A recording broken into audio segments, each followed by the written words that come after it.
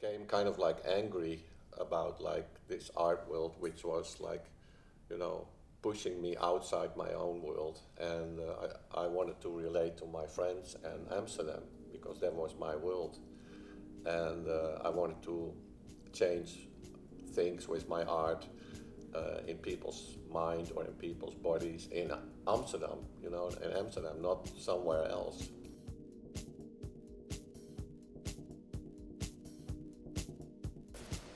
We are in W139. It's an artist-run institution in the center of Amsterdam, and it was squatted 40 years ago by some art students. And I lived in the, you know, the neighborhood where we lived, this whole Blauw block it's called. There was all the houses were empty there because the Bijenkorf had bought all these houses and they were empty for a long, long time already.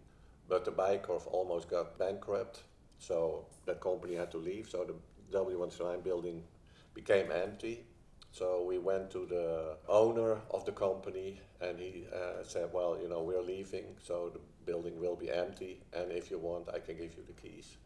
So that's how we squatted the W139. At one point, the W decided to quit having the sort of very classic role where you have a curator, and the curator, he or she decides sort of what sort of the policy will be for the W over a certain period of time.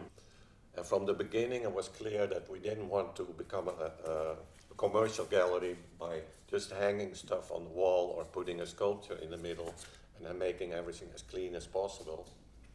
I found out is like that when people come here, you know, they are free, and so they can choose or think or say whatever they want, and that's valuable for somebody. It's like when you saw the show of Simon, you realize, oh, this is possible, what Simon is doing. And then you compare it to your own way of living and you think like, I could do something like this, or I could even do more. Even within these restrictions, we still have had a lot of people just spontaneously walking in from the street, and to me that's like the biggest compliment, or what to me is the most exciting. I'm not really interested to make a show only for the art audience. The first 10 years the W139 wasn't supported by any foundation, was not subsidized, no grants for the artist. But in the first 10 years we always had a donation box at the entrance, which was dangerous because sometimes, you know, when you wouldn't notice or take care of it, a junkie would come in and take all the money. So I think what's really great about the donation system, that's not so specifically only for the W, but I think in principle you widen sort of the entrance, you are more welcoming, and then you also see that people actually give.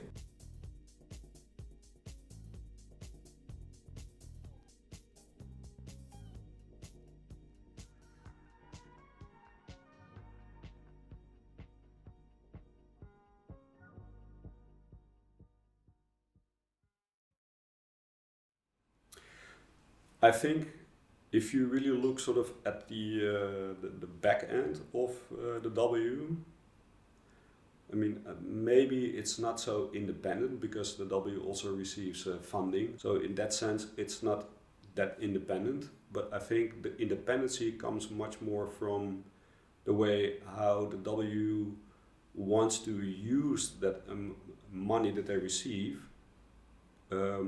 Which is maybe sort of counterproductive towards the way how maybe sort of the fine art economy operates. Because in the beginning, people from the Rijksacademy would laugh at us. They would say, I'm never going to exhibit in the W139 because that will ruin my whole career.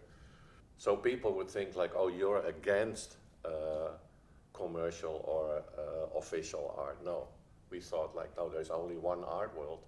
You know, if a gallery is only working with artists to make as much money as possible and they don't care about the mental or spiritual or physical health of their artist, then I think that's very wrong, you know. Yeah, maybe I have the feeling that art a lot of times is just restricting itself. I think we also very overreact towards the idea of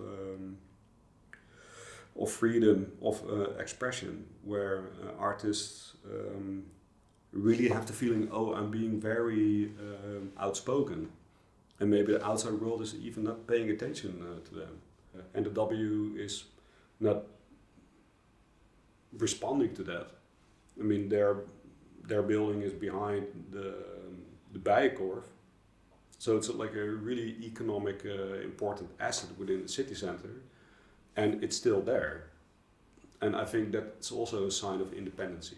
I'm not really interested in strict themes. I think there's a lot of exhibitions nowadays that have a very clear theme, and then it feels like the artworks are kind of collected to illustrate that theme. And I find that a little bit static. So to me, I left a lot of space for my intuition in also inviting the people and making this exhibition. So independence doesn't mean we don't want to rely on other people or we don't want to work with other institutions. Independent means all the time be aware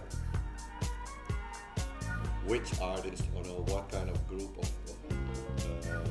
what the artist who is in the space, to keep that space free so that he can develop his own way of exhibiting, his personal way.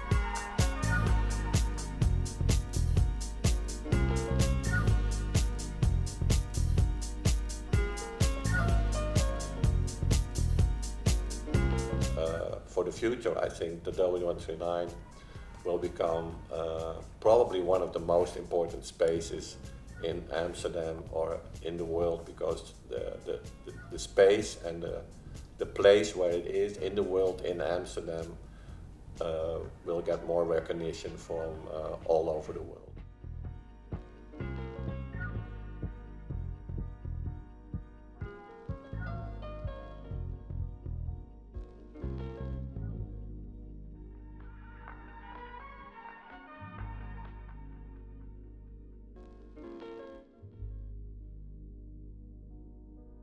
It must be illegal